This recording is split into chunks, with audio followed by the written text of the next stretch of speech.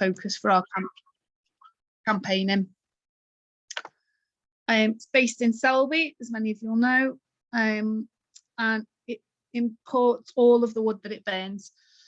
None of it comes from within the UK, so it's shipped across the sea from the southern US, Canada, Estonia and Latvia, and actually small amounts from other countries, but they are the vast majority come from those countries.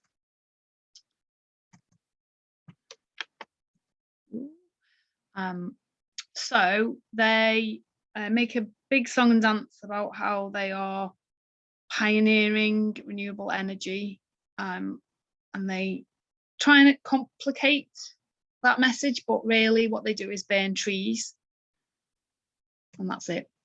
In terms of the sourcing, the bulk of the wood comes from the southern US, which is a global biodiversity hotspot and home to rare and endangered species. There's a few that you can see here.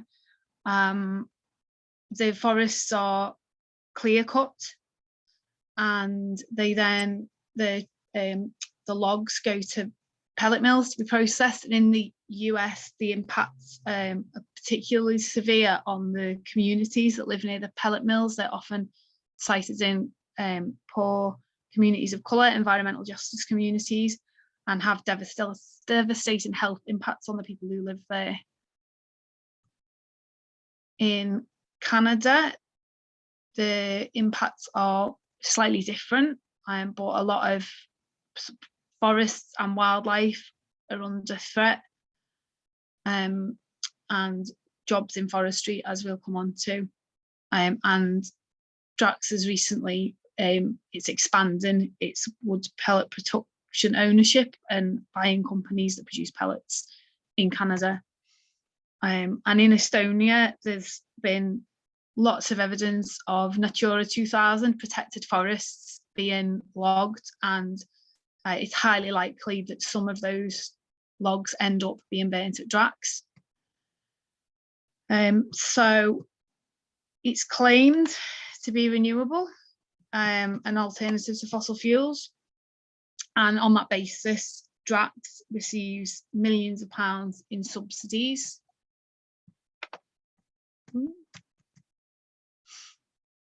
2.1 million every day, and that comes out of our electricity bills. And these are a disaster, these subsidies, for forests and wildlife, communities and the climate. Drax and others claim that biomass is carbon neutral because you simply replant the trees and they reabsorb the carbon. It's not true, because it takes so long for trees to grow back and reabsorb the carbon that's released into the atmosphere when they're burnt, which takes seconds. And a number of scientists last year, 500 scientists, have written an open letter calling out biomass for what it is, that it's not a climate solution.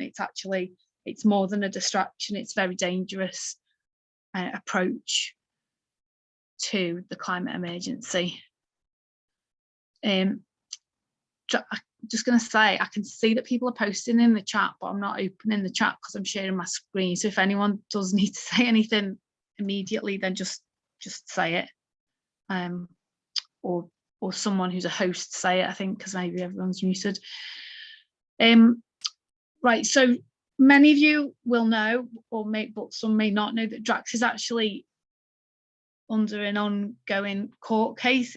This slide has not been updated, but they have pled not guilty to charges brought to them by the Health and Safety Executive for exposing their workers to wood dust. It's going to Crown Court, and it's not actually going to be heard until next year. And they've been fined 2.5 million for air quality violations at a wood pellet processing plant in Mississippi, which vindicates the complaints from countless people and organisations who live near the pellet mills in the US of air pollution and impacts on health. Unfortunately, although I think it's one of the biggest fines of its kind, Drax receives a similar amount in subsidies from the UK government on a daily basis.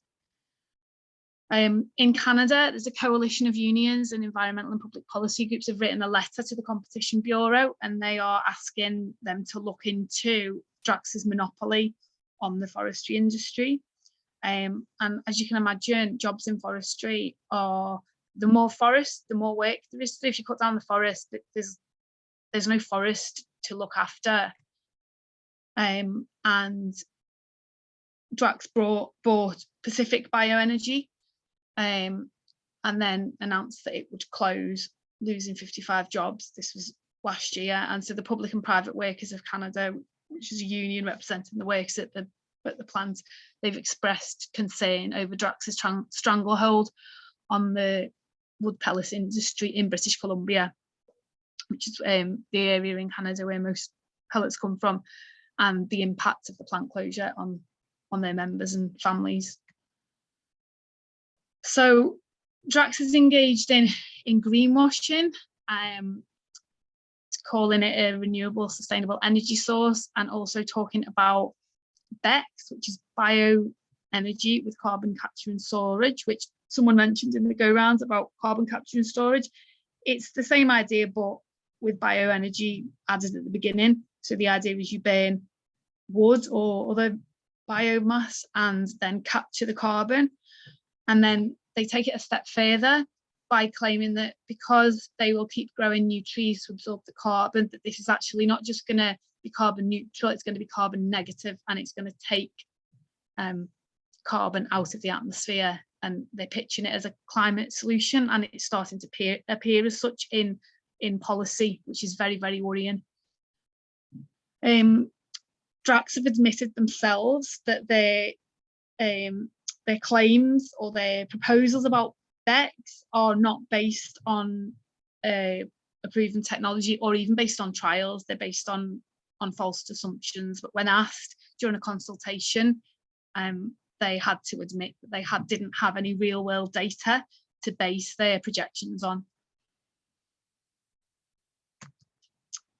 And even if it did work, it's just a distraction from the climate emergency that we need to deal with now.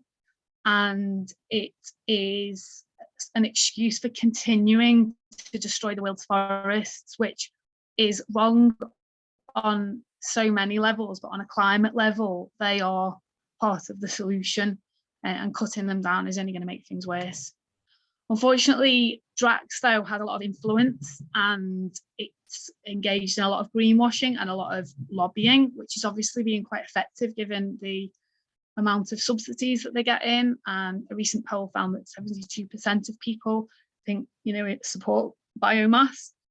They're very much on the back foot at the moment and going on a counter-offensive. There's a bioenergy conference next week, and one of the topics is responding to negative publicity, which suggests that we must be getting somewhere with countering their greenwashing. So how can we take action?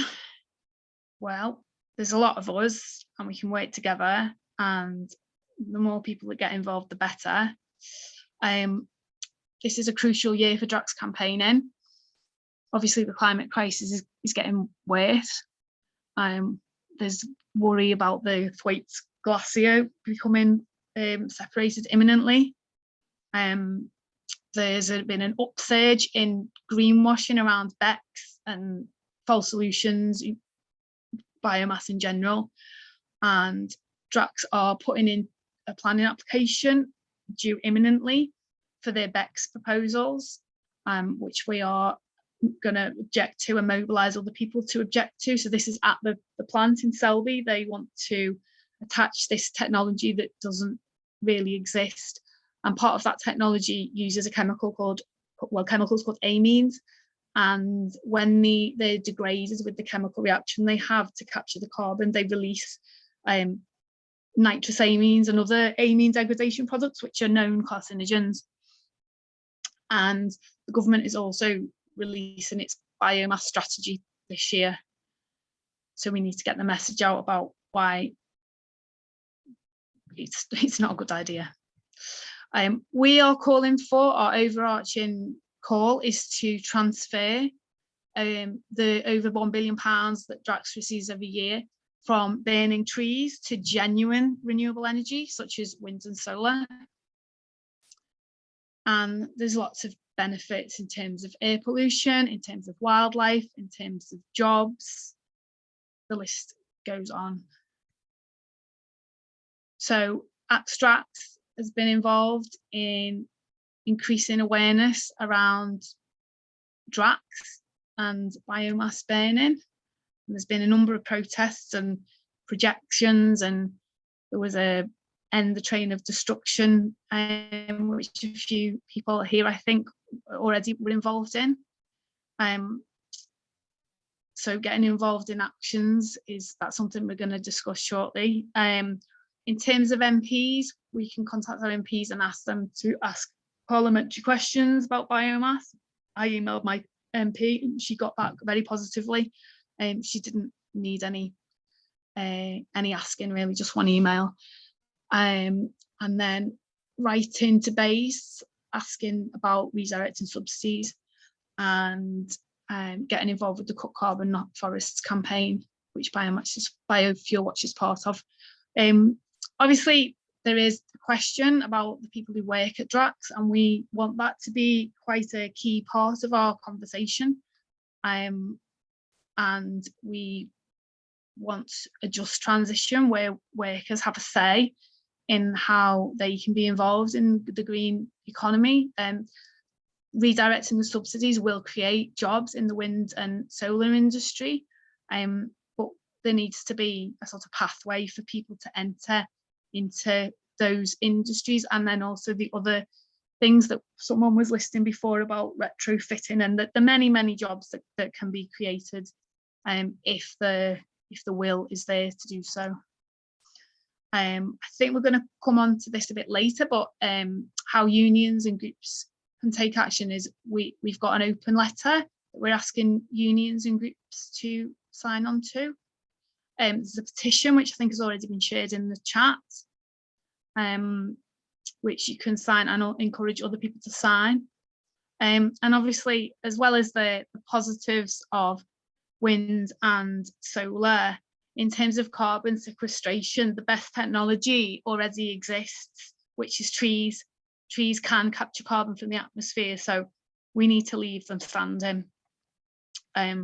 Sorry that Drax has not made it onto this slide. I stopped having access to changing the document, but there's a number of organisations who are working on the issue.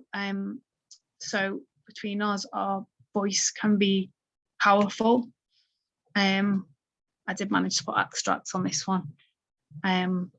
Yeah, so thanks everyone for listening. I hope I haven't bored you, and hopefully this will stimulate some good conversation about how we can carry on campaigning against Drax and biomass. Thanks so much, Katie. I think that's very useful. And sorry, I was the one sharing a lot of information while you were talking with different links and resources. But don't worry, everybody. I will circulate all those links afterwards as well. So if you don't get a chance to copy them across or to save the chat, you'll be able to access them. Okay, so we're gonna take a time for any questions and answers now. And hopefully we'll still have time to break out. But is there like any sort of question or reactions from Katie's presentation? You can either post your question in the chat, or you can raise your hand using the little reaction tool at the bottom of your screen. Anybody?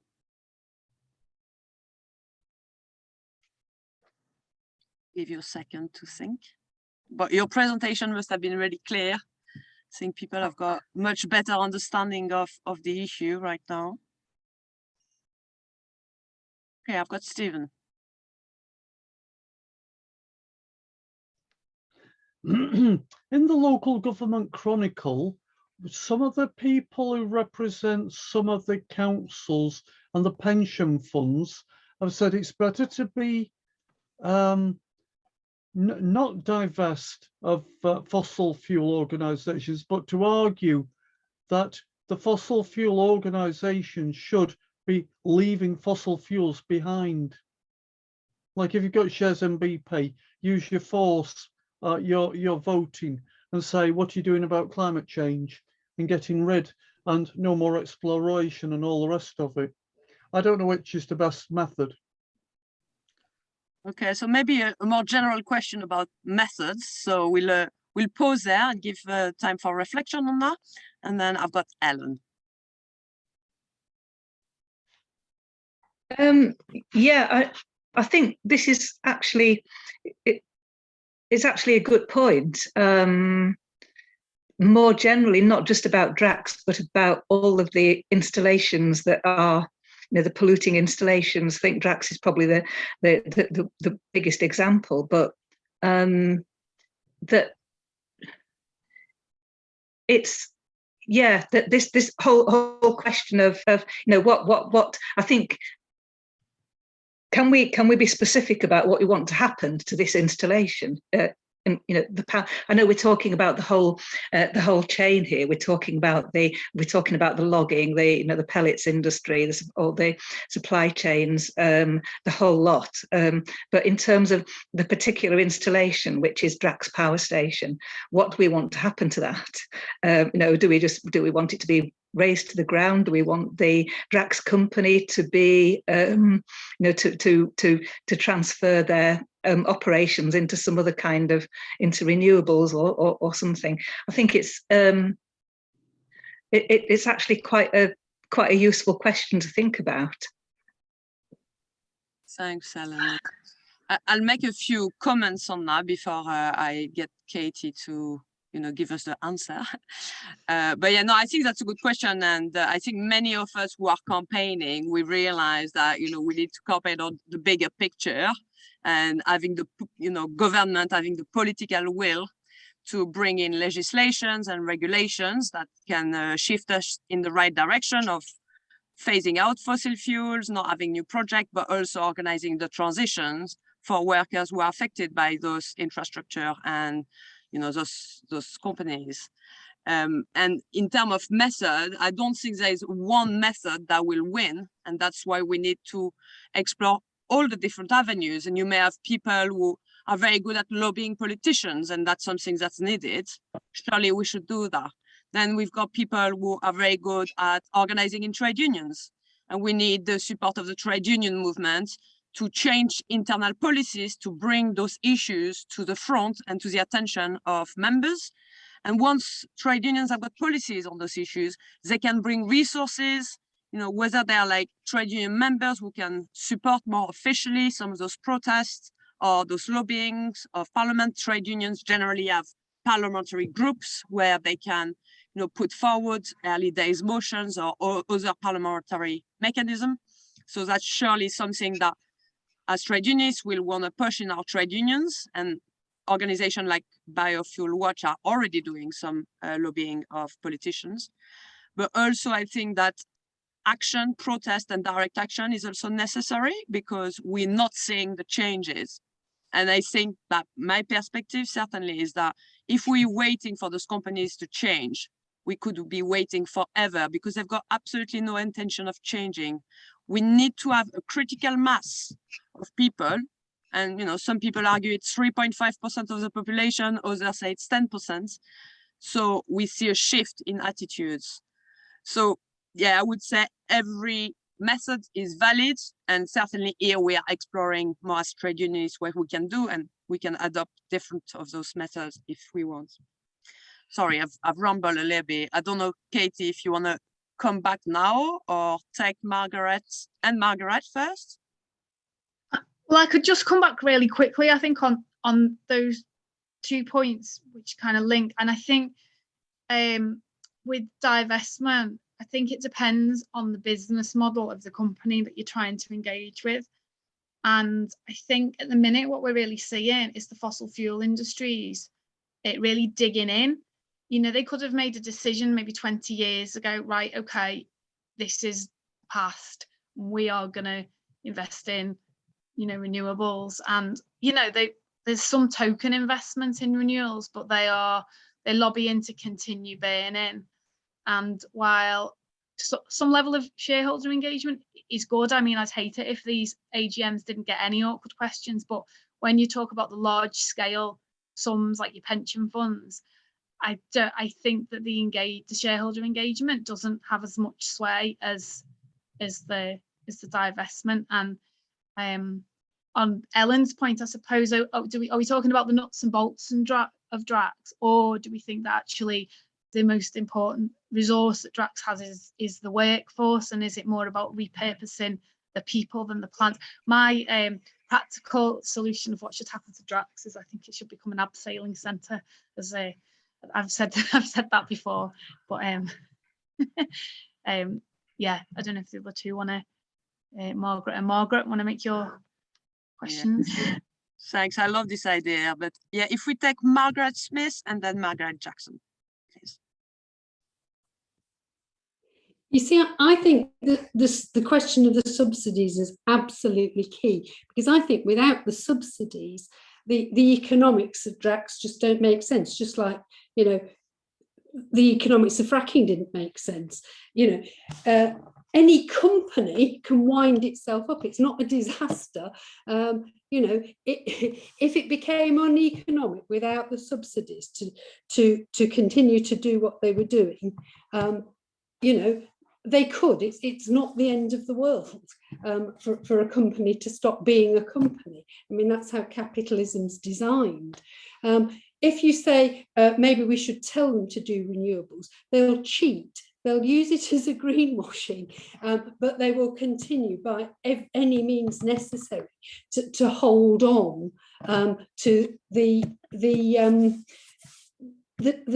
technology that makes them the most profit. And then you've got the question of the great big plant that, of course, is you can't make that site a renewable site, can you? You would have to, if we succeeded in getting the subsidies withdrawn because they're a cheat and a scam, because it was in 2011 that Chris Hoon went to Brussels and just asked for biofuels to be declared carbon neutral, and they said yes, okay. There was no question of proof, there was no question of actually validating that claim at all. It is completely bogus, and so we can't help them to carry on the cheat in any way by worrying about, you know, we can't tell a company what they should do. A company does what they do for the profits that they make. So you just have to take the profitability away and then leave the company to decide whether they wind themselves up. Meanwhile, the subsidy needs to go to something that is clean. Thanks, Margaret. That's a really good point. Margaret Jackson? Yeah, just to add to the points on divestment, I mean, as a sort of general rule, you cannot engage with the company and get them to fundamentally change their core business. So engagement with BP, Shell, Drax is never going to work. It's never going to work. Engaging with HSBC to divest from investing in fossil fuels is a different matter. That's not asking them to change their core business.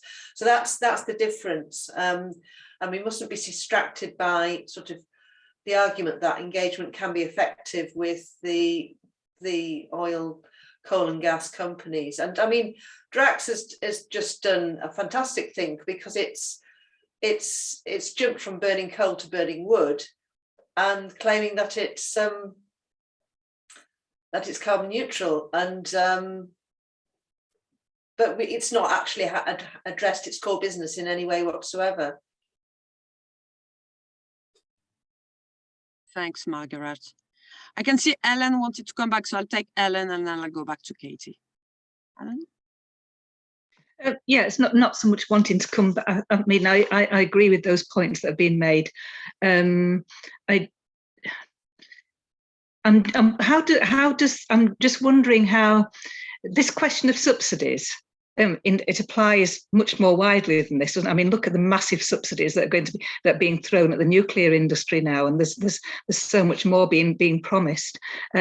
So one point perhaps to be made is that as a matter of strategy, it might be useful to when we're talking about raising public awareness, to actually place it in that context. Look, we've got a government which is actually throwing billions of pounds of taxpayers' money at a raft of technologies that are actually making things worse, not better. Why are they doing this? Really going for that. Showing that the government is, not to be trusted across the board on this. The other question I was just going to raise is where does this tie in with the demand for public ownership of energy installations, of utilities? It's a sort of a related question to what we've just already been talking about. But I mean, it's a demand that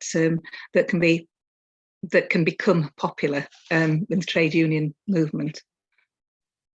Yes, thanks, Ellen. Very good points. I think that when we campaign for divestment, we often focus on what private companies are doing, and those public subsidies are absolutely crucial, and that should be at the forefront of many campaigns, definitely. Katie, did you want to come back on any of those points? Yeah, just to kind of support, the best mechanism to stop Drax in its tracks, I think, probably is the removal of the subsidies, and at least in theory we do have some leverage there over politicians. And I think the fact that it is coming out of our energy bills and it's being billed as sustainable and it's causing this environmental harm, I think the disconnect there does ring true. And I think even more so than, I mean, nuclear is a tricky one, isn't it? Because even though, I mean, I have massive concerns about nuclear, and I don't think it's carbon neutral, but it's something where there isn't a united front of environmentalists on nuclear. And some people say, oh, we have to have it. So I think one of the things we really need to get across is the need for and the promotion of, the technologies to deal with the intermittency of supply, because that is what all of this is about, really. Drax and nuclear, it's about having a base load for the national grid. But I mean, my feelings about the grid and is that this is part of state control. And when you talk about public ownership, if it was decentralized public ownership, I think that would skew the power balance, really. And I think that's why the state wants to keep these big electricity producers in business, even though it's clearly, a disaster for the climate. On the investment stuff at the moment, Drax is really trying to expand. They've bought Pinnacle, this pellet company in Canada. They're actually currently on their balance sheet. They've just released their annual report ahead of their AGM, which I think we are going to talk about shortly. They're in a lot of debt on their balance sheet because they're doing a lot of borrowing to finance these investments. So definitely targeting, the investors, Drax being one of them, and Barclays being one of them. Barclays AGM is coming up in Manchester at the beginning of May. I think it's on the 4th of May, and there's going to be a targeting of Barclays over their fossil fuel investments, but also there's going to be targeting over Drax. Thanks, Katie. I think I'm going to conclude the round of question and answers because we're coming to 7:30, so my agenda is slightly screwed up if we want a breakout. But because we've only got 11 people, I think we can actually have the conversation in the main room to save us time. Is that okay? Basically, we were going to have sort of 2 topics to discuss about what can we do now as trade unionists, and by all means, we don't mean to resolve everything tonight. I think there've been like some very important, more general points that have been made, and the sort of public ownership of the energy supply is already trade union Congress policy, and policy has many unions. So we can use that to say that, yeah, we will want to see installation like Drax being, you know, brought back into public ownership. That's for sure if we want to have a transition. So yeah, what we were going to look at into the breakout room were two things. First of all, a little bit more about the trade union motion itself, because as trade unionists, you can take an action quite quickly after this briefing, is to take this trade union motion to your branch or your trades council and try to get a pass.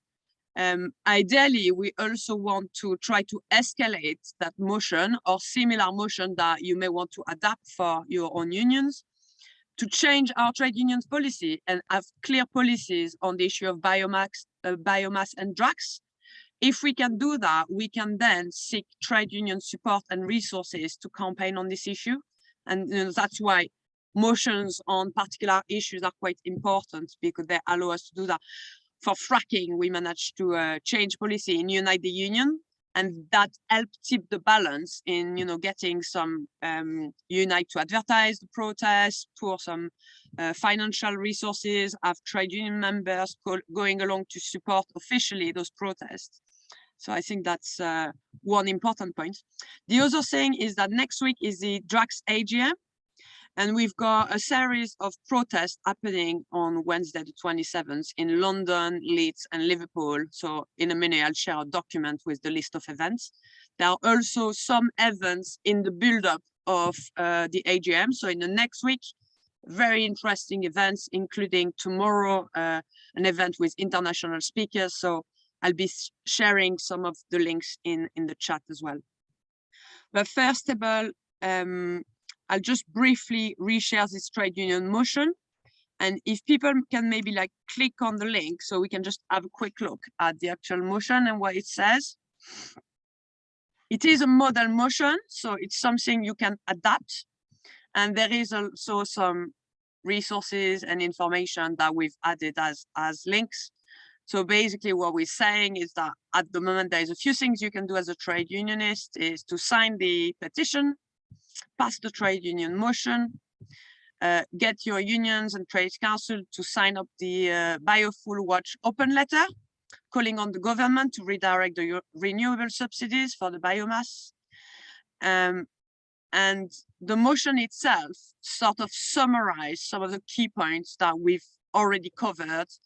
We include the breach of air pollution laws and the health and safety executive court case. And again, there's like a few actions that your branch or your trade council can take forward. That motion is quite long, 507 words. So depending where you want to submit it, you may need to like slightly cut it down. And also as time goes past, you may want to add your own actions or replace some of the action if you wish to do so. So yeah, that's the trade union motion. And then I don't know if Katie or Joe want to take us through some of the dates that are coming up and some of the events, but I'm gonna share the timeline of events that include the AGM actions. So that's the second document is a timeline of events. Joe, did you wanna go through those, or do you want me or Katie to do it? I can. I could try and remember all the stuff that's happening. It's quite a lot. The key date that we're building up to is Drax's AGM on the 27th of April, which has been mentioned a few times. And on the run up to that, there are events like this, and as well as screenings of the film Burned. So the 27th of April, there is going to be a mass protest outside the AGM near St. Paul's in London. And then as satellite to that, there will be a rally held in Leeds, protest in the port in Liverpool, a small action happening in York, as far as I'm aware at the moment. That may change, and another action happening in Hull. So that's like the big focus of the day. And then in London, once we're once we protest outside the AGM, and we'll kind of hear what's happening there, we're going to immediately head down to the event that's happening at the same time, which is the Biomass conference, which is a meeting of tree burners the world over, who get to discuss wonderful things like how to deal with negative criticism and the best ways to burn trees. And so we thought we might give them some negative criticism to deal with.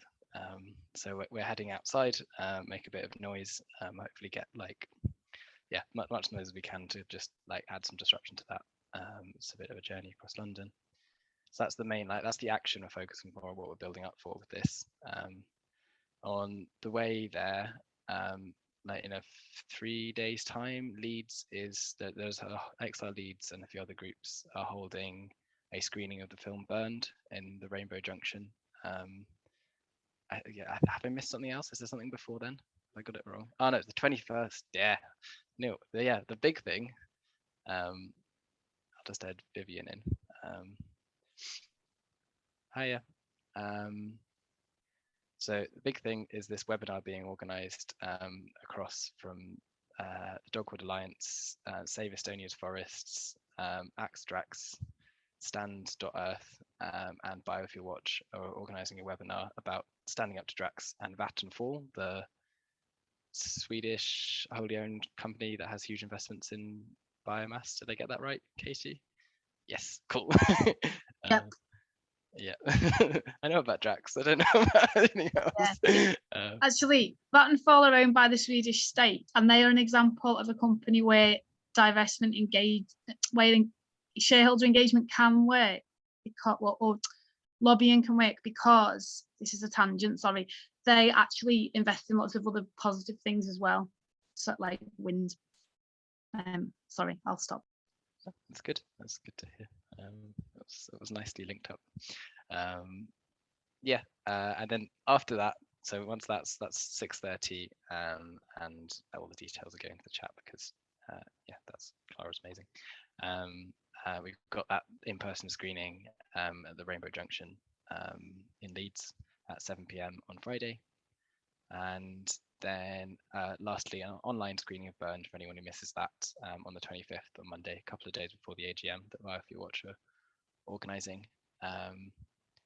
And yeah, then a couple of days, and then we hit Drax with decentralized day of action. I think I haven't missed anything, but no, thanks, Joe. You've done a fantastic roundup. I have also posted the links, but I will follow it up later on tonight or first thing in the morning with all those links and actions coming up. Just want to point out that, yeah, tomorrow night is like an international speakers event.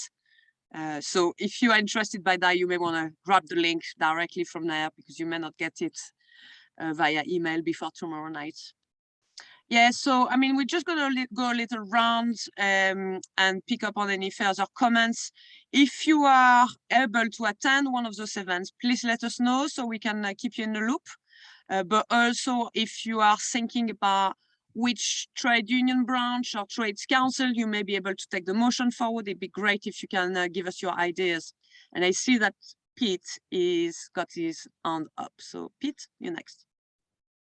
Thank you, Clara. I just wanted to check on the reading of the motion that the very end of the motion is the third bullet point, this branch stroke AGM stroke Trades Council conference,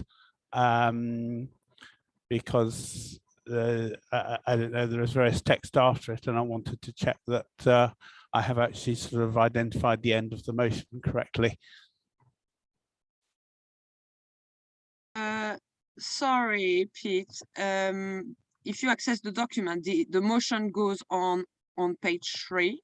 So basically, page 1, you've got the sort of introduction email or introduction. Then on page 2, the motion starts and goes on to page 3, where you've got the paragraph about therefore this branch AGM Trade Council conference therefore agrees to, and there are like 3 bullet points at this stage. So the last one is supports and delegates to and publicize events and activity of the campaign with members and affiliates and aim to escalate this motion via your union structure. Does that answer your question? Thanks. I suspected that was the case. I was just a little bit sort of not sure sort of with everything else that followed after it, and wanted to make sure that if I'm sort of putting the motion in anybody's direction, that I've actually got the correct motion text. I think there is possibility for it being discussed at Calderdale and West Yorkshire Association of Trades Union Councils. I don't know when. We do have a meeting tomorrow night. I think it will probably be springing it on people for tomorrow night. I think we could probably find it a way for it to surface on an agenda for next month's meeting there. No, brilliant. Thanks. And yeah, by all means, you know, we're not trying to rush things through. You want to give people time to read it and make sure that you get a good discussion. If you need any, you know, assistance for your meeting, or you need a bit of support for that, you can let us know. I'm just putting my email address as well in the chat. I don't know if Katie or Joe want to add theirs, but yeah, if you progress that motion through your branch or trades council, please let us know. That would be great. Thanks. Katie, do you want to come back? Yeah, I just wanted to suggest that if people are keen, and I don't know how your union meetings run, but I do think these things are, the greater the understanding of the issue that you can get, the better. So, I mean, if all you could manage to do is read it out and hope people will agree, that's great. But if there was the possibility of, you know, showing a short film like Burns, you can screen that. There's short versions of it available, you know, just to allow a bit more of a discussion before actually signing up to the resolution. Just a suggestion. And also, yeah, Pete said it would help to put a sort of resolution ends at the end of the resolution text. So can we make that change? And I'm going to put my email in the chat too. Yeah, no, that's a good suggestion. And, you know, obviously we aim for the next 12 months to get more branches and more members to escalate those motions in their trade unions. Maybe we'll make it to some national or regional conference. That will be fantastic. But yeah, it's by no means like a sort of short-term aim to have this motion. Anybody else? Anybody think they may be able to come to any of the protests? Or have you got any thoughts about progressing the motion in your union? Ellen? Yeah, I've just been looking at when my next branch meeting is, and it's not until the 18th of May. But I'd bet that Unite Community in Leeds would pass it, and I know when their meeting is, so that will then go to the Trades Council. But the other thing that I'll do is, I think, pass the whole of that document on to Campaign Against Climate Change to go out on their mailing list, or at least to the trade union section. Yeah, and I'll be at the event in Leeds on Tuesday, and we're just really what we're short of is more people to do stalls about these different climate jobs, but we'll do what we can on that anyway. Thanks, Ellen. Yeah, I think there is a bit of a job, what is it called? Green job or climate job sort of stall, or I can't remember. We said we'd try and do it as sort of as a green jobs fair, you know, like, you know, roll up and get a green job or a climate job, because we need to really push the point that actually there's this huge amount of work that needs doing, and what we need is the policies to get people into the right jobs and trained up for them. But obviously, you know, there's going to be what we also need speaking and material about the specific problems with Drax. Yeah, the Leeds event is from 12 till 2 in Briggate in Leeds, for anybody who can handy to them. Is that on the 27th? On the 27th, yes. It's just you said Tuesday and the 27th is a Wednesday. Oh, sorry. I'm sorry. Yeah, no, I meant the Wednesday. Yeah. Cool. Easily done. I've got it in my head that it's Tuesday, and I know it's Wednesday. It's in my diary, but I keep thinking it's Tuesday. Just a suggestion: the Centre for Alternative Technology might be able to send you some resources that you can give out on different kind of areas. I went there really recently, and they had fact sheets on heat pumps and things, and about they offer master's courses in like sustainable architecture. So yeah, they just might send you some bumps that you could put out if they were, well, yeah, I don't know if they travel, but yeah. Excellent. I think another aspect that's crucial that as trade unionists, we may want to look further into, it's building on the excellent work by the Campaigns Against Climate Change Trade Union Group and their climate jobs report. But I think that there is value in looking sometime at, individual pieces of infrastructure and starting to think about, well, what jobs could those workers do? How would that work? And I know it's quite complex, but I'd love to be able to pursue this conversation with people who are involved in the climate jobs. I don't know if people are aware of an excellent organization that represents aviation workers, different industry, but it's called Safe Landing. They're aviation workers themselves, and they seek to speak to other aviation workers to make the case against the expansion of airports. And I think getting into the workers themselves is so crucial. I have tried to reach out to the Unite organizer for the Drax power plant, but so far no response. I've been talking to different organizers for the community branches as well, and there are some will and interest in training Unite community members into having those difficult conversations with workers, because I think that, if somebody comes from your own trade union, you're more likely to listen than if, it's a climate campaigner that doesn't identify as a trade unionist. There's also the XR trade union group that has been springing from the ground in the last couple of months. So they've been attending protests at the refinery, but not doing the direct action, just attending the picket line in solidarity and having conversation with workers on the picket line. And the reception in the South refinery in Fowler has been like really positive. So again, they're like trying to look at attending different picket lines. So we need to keep an eye out. If there is a strike in Drax, we definitely need to be in there, that's for sure. But that's the type of question that I like to pick up in the future with people as well. So that was my few thoughts there. Just wondering if there's anybody else that is going to take action after this briefing. You inspires. If you haven't come in yet, even if you're like a bit new to the issue.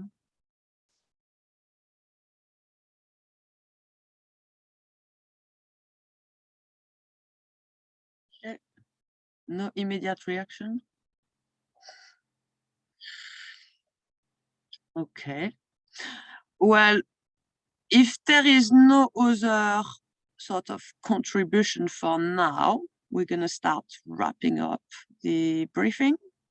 I mean, hopefully some of you are able to join some of the AGM actions.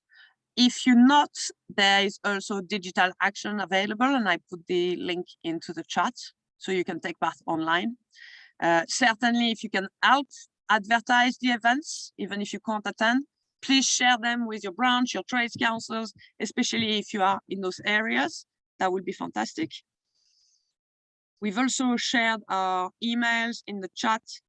It'd be great if you manage to progress the motion in your branch or trades council. Please let us know so we can do some follow-up. If you need a bit of assistance for briefing, also get in touch. We will be looking at doing another briefing in a couple of months' time, hopefully bringing some more people on board, but we'll stay in touch with you with updates about the campaign. So if any of you are keen to set up another discussion, maybe an informal discussion about any ideas that we could take forward as trade unionists, please feel free to get in touch and I can help facilitate that. I think that's all for me. I'm going to see if Joe and Katie may want to add a few last words before we part a little bit early. Joe, was there anything you wanted to add?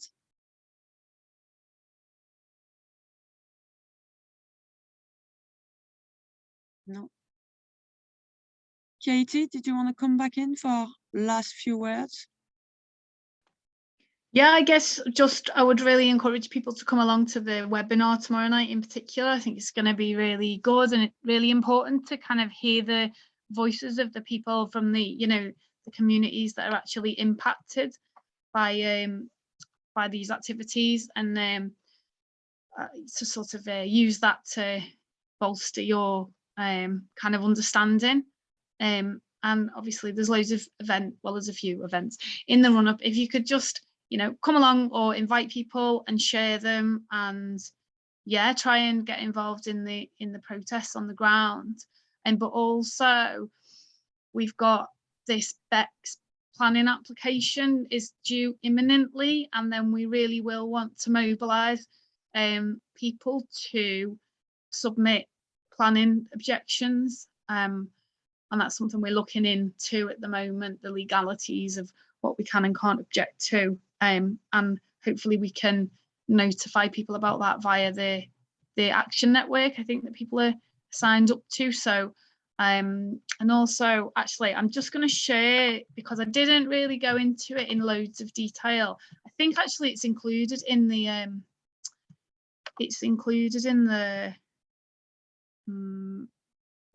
briefing, yeah, but then just to kind of get clued up on BECS, because bioenergy with carbon capture and storage, because it's not something that people really know about, like biomass, you know. People don't know about the harm as much as they do about things like fracking, but it's another dangerous technology. So just try and learn a bit about it so that you're ready for if it comes up in conversation, that you know what it is. I think that's everything from me. Just it's been great that you've all come along tonight, and I'm really keen to kind of carry on with this work of, you know, engaging with people through unions. Yeah. Thanks loads to Clara for organising it all.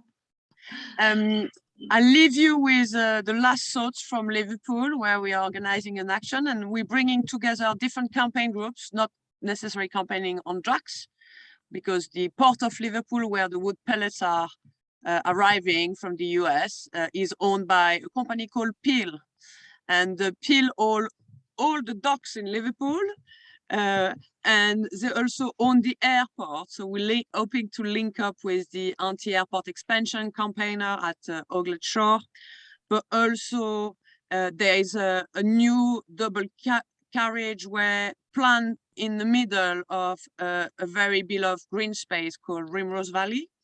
And this would be to transport more lorries, or for more lorries to go through easily from the port to the motorway. Interestingly, Drax is mobilizing part of the rail network for their wood pellets and on diesel trains. But if we could use those, you know, train networks for other goods and not those wood pellets, maybe we wouldn't need to have the double carriageway through Rimrose Valley. So it's just to show how, you know, all the issues are linked up, and the important is to try to bring groups together, show solidarity to each other, and always bring the wider picture as well as campaigning locally. So thank you so much, everybody, for attending. We'll follow up via an email and let us know about the next step. But yeah, it's been a pleasure to spend this evening with you. And we're just finishing 5 minutes early. You will be pleased to hear. Have a good evening, everybody. Thanks again. Thanks, everyone. Thank you. Bye. Bye. Thank you. Bye. I'll just end the meeting. That's okay. Thank you, bye. Up. Oh no. Wait.